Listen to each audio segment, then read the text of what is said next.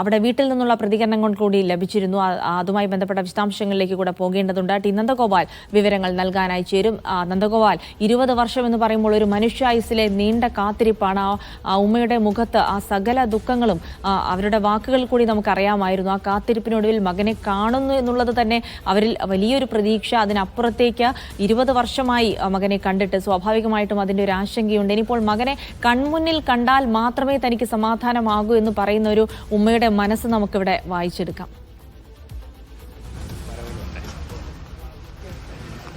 തീർച്ചയായും വളരെ വൈകാരികമായ ഒരു രംഗമായിരുന്നു ഈ വീട്ടിലുണ്ടായിരുന്നത്. ഈ ഒരു വിധി വന്നതിന് ശേഷം ഈ ഉമ്മയുടെ ഒരു പ്രതികരണം നമ്മൾ തേടിയിരുന്നു. പക്ഷേ കൂടുതലൊന്നും ഈ ഉമ്മ പറയാൻ തയ്യാറായിട്ടുണ്ടായിരുന്നില്ല. മകനെ ഒന്ന് കണ്ടാൽ മാത്രം മതി എന്ന് പറഞ്ഞുകൊണ്ട് അമ്മ വിങ്ങി പൊട്ടുകയായിരുന്നു. ആ ഒരു കാഴ്ച വളരെ വേദനിപ്പിക്കുന്നതാണ്. ഒപ്പം തന്നെ വളരെയധികം ആശ്വാസമുള്ളൊരു കാര്യം കൂടിയാണ്. പലപ്പോഴും ഇവിടെ വന്ന് മടങ്ങുമ്പോഴും ഈ ഒരു വിധിയിൽ ഒരു തീരുമാനവുമാകാതെ മടങ്ങേണ്ടി വരുന്ന ഒരു വിഷമമുണ്ടായിരുന്നു ഇവിടെയുള്ള നാട്ടുകാർക്കുമൊക്കെ തന്നെയും. പക്ഷേ ഇത്തവണ ആ ഒരു 19 വർഷത്തെ കാത്തിരിപ്പ് അവസാനിച്ചിരിക്കുകയാണ്. ഇനി ലഭിക്കുന്ന ഒരു വിവരം അനുസരിച്ച് മാസങ്ങളുടെ കാത്തിരിപ്പിനൊടുവിൽ ഏതാണ്ട് കുറച്ച് മാസത്തിനുള്ളിൽ റഹീം ഇങ്ങോട്ട് തിരികെ നാട്ടിലേക്ക് എത്തും എന്നുള്ളതാണ്. ആ ഒരു കാത്തിരിപ്പിനാണ് ഇനി എല്ലാവരും തയ്യാറാകുന്നത്. ഏതായാലും നമുക്കൊപ്പം ഈ ഒരു സഹായ സമിതി എല്ലാത്തിനും കൂടെ നിന്ന ആളുകളൊക്കെ തന്നെ കൂടെയുണ്ട്. ഞാൻ പറഞ്ഞതുപോലെ വൈകാരികമായ ഒരു നിമിഷമാണ്. എല്ലാ വിഷമങ്ങളും കഴിഞ്ഞു. ഇനി റഹീം വരുന്ന ഒരു കാത്തിരിപ്പാണ്. എങ്ങനെ കാണുന്നു ഈ ഒരു കാത്തിരിപ്പ്? നമുക്കെല്ലാവർക്കും അറിയാം, ഇതൊരു സമാനതകളില്ലാത്ത ദൗത്യമായിരുന്നു.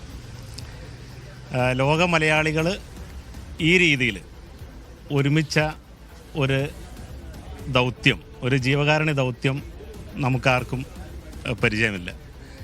ഏതാണ്ട് 19 വർഷം മുമ്പാണ് കൊടംപുഴ സ്വദേശി റഹീം ഈ കേസിന് ആസ്പദമായ സംഭവത്തിൽ ജയിലിലാകുന്നത്.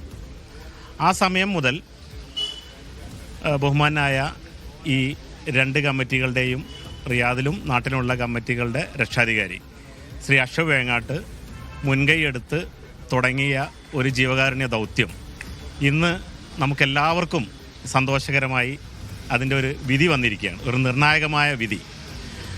ആ ദൗത്യത്തിൽ വധശിക്ഷ ഒഴിവാക്കുന്നതിന് വേണ്ടി ഏതാണ്ട് നമുക്കൊന്നും പരിചിതമില്ലാത്ത ഒരു തുകയാണ് ആ കുടുംബം ആവശ്യപ്പെട്ടത്.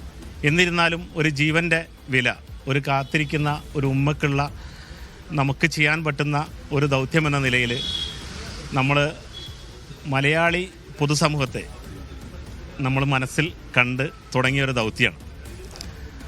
അതിൽ എടുത്തു പറയേണ്ടത് കേരളത്തിലെ എല്ലാ മത സാംസ്കാരിക സംഘടനകളുടെയും നേതാക്കൾ, അതുപോലെ താമരശ്ശേരി ബിഷപ്പ് ഉൾപ്പെടെയുള്ള നേതാക്കൾ ഇതിനു വേണ്ടി ആഹ്വാനം ചെയ്തു.